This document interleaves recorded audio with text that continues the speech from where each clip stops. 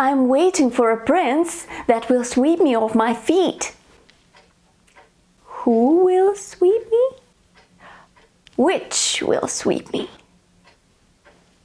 Any idea which to choose? This lesson will help you. Today we'll compare which, that, and who.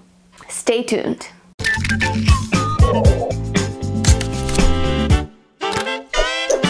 Hello my dear friends and welcome to English Mania. My name is Antonia Romaker and today I'll teach you the difference between which and that and who, which and who. So we'll finally figure these out.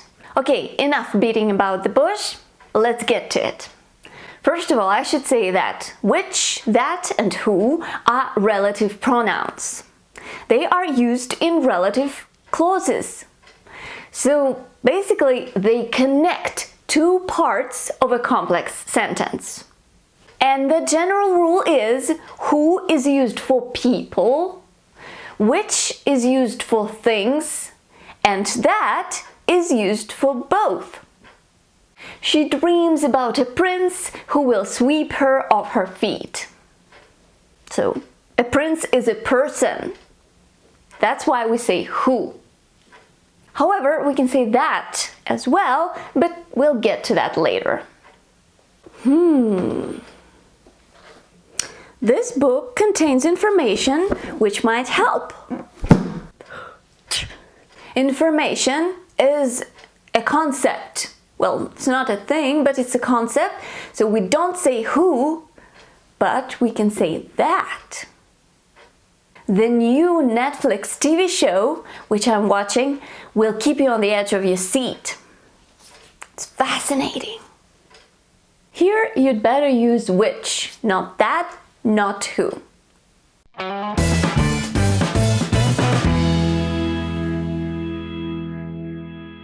First, let's compare which and who. This part is a piece of cake. It's very simple. Who is used for people, which is used for things and concepts. That's it. Which is not used for people, and who is not used for things. Yesterday I met a man who is a firefighter. We can say which. A man is a person. I would like to read a book which will boost my active vocabulary. What do you suggest?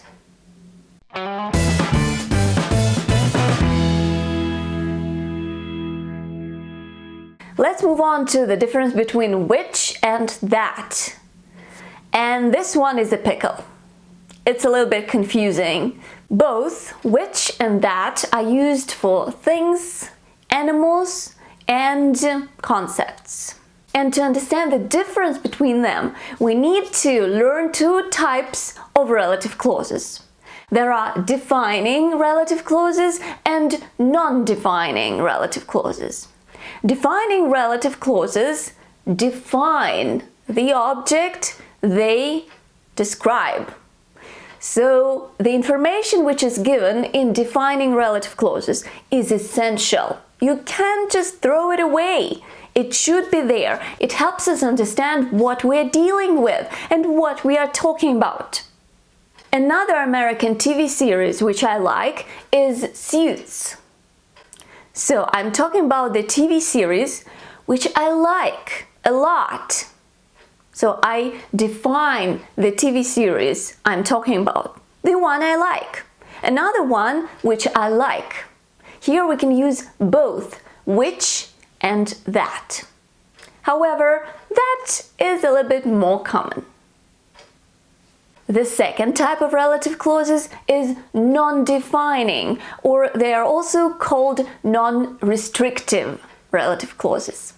Here, you give some extra information, additional information, which is not that important. It's something you add to the picture. So it's something minor. Non-defining relative clauses do not define the object we are talking about. As for non-defining relative clauses, you kind of want to say, by the way, I don't have much time to prepare for the party, which is tonight. So I add this information. The party is tonight, by the way. You can throw it away.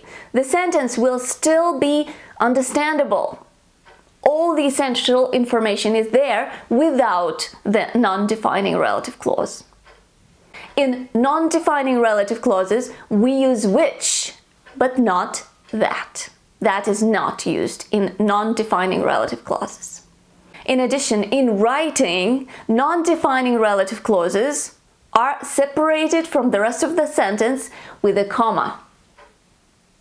And as for defining relative clauses, there are no commas there. Now, I'll give you a couple of sentences and you try to guess. Do we use which or that? Do we put a comma there or not? Where's the ice cream? Which or that was in the fridge? What kind of a clause is that? Non-defining? Defining?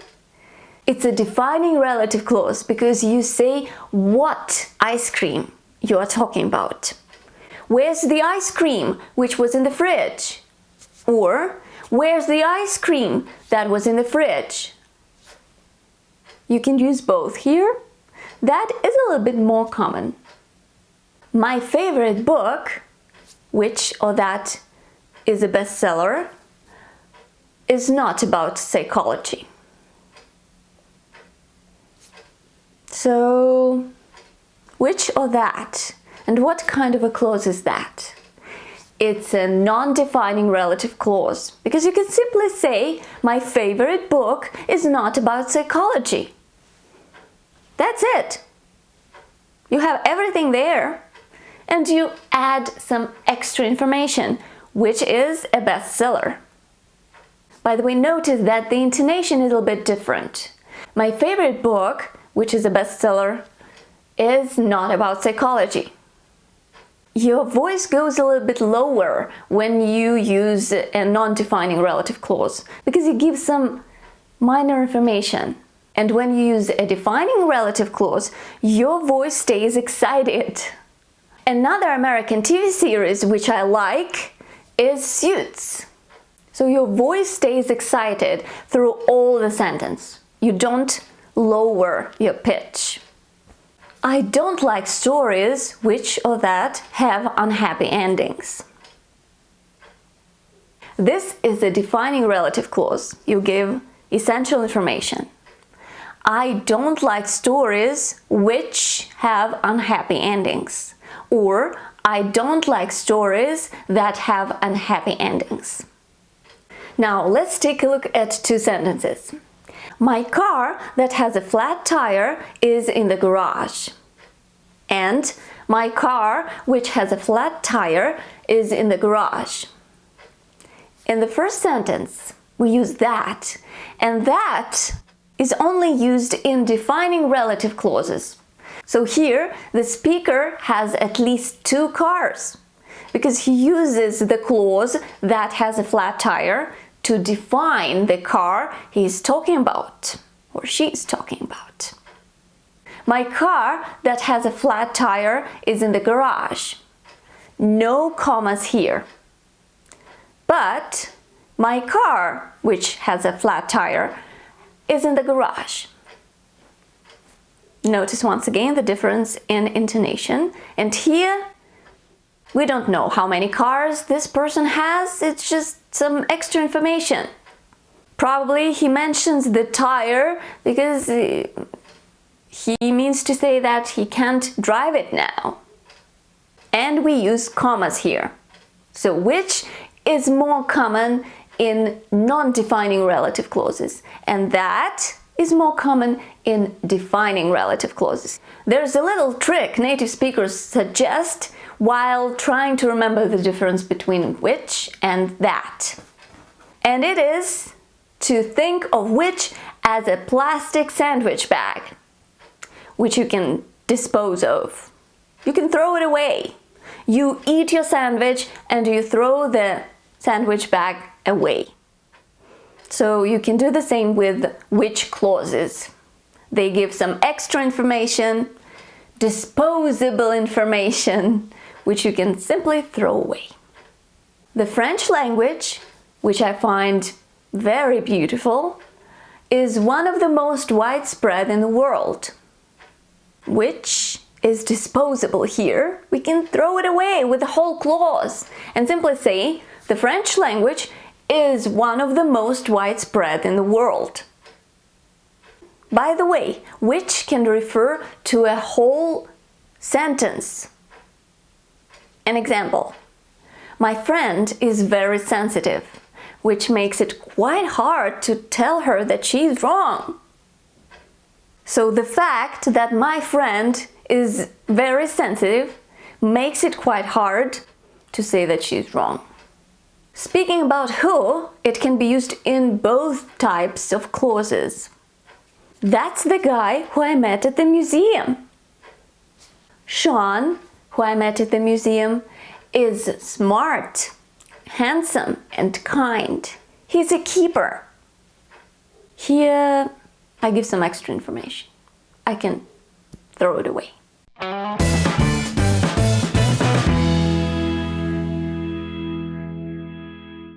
And finally, let's compare who and that. Who is preferred?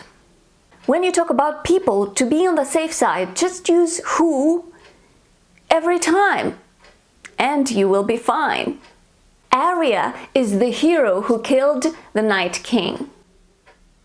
We can say that. Arya is the hero that killed the Night King. There is a general rule which says that when we talk about teams, organizations, or companies, we can use that. The women that focus on their career tend to have no family of their own. You can say who as well, and it would be preferred. However, that is possible too. I'll give you an example from the TV show Suits, where that is used instead of who. I also told him that he'd be a fool not to hire back the man that built that company from scratch. As you can see, it's possible. To avoid confusion, you can simply use who whenever you talk about people. Do not forget that we can leave out the relative pronoun when it is the object of the verb. They are the people she met at John's party. We mean they are the people who she met at John's party. Or they are the people that she met at John's party. Here are some cells the researcher has identified. We can say here are some cells that the researcher has identified. Or here are some cells which the researcher has identified. But be careful, if the relative pronoun is the subject within the clause, then you can't drop it, like in these sentences. Okay, that's it for today. Now I hope that you are not confused when you think about which, that, and who. Are there any other confusing pairs which drive you crazy? Let me know. Also, do not forget to create your own examples, which will help you remember the information much faster. So like this video if you enjoyed watching it. Also share and subscribe if you want to continue studying English with me. And I hope to see you soon. Happy English and Russian practice. Bye!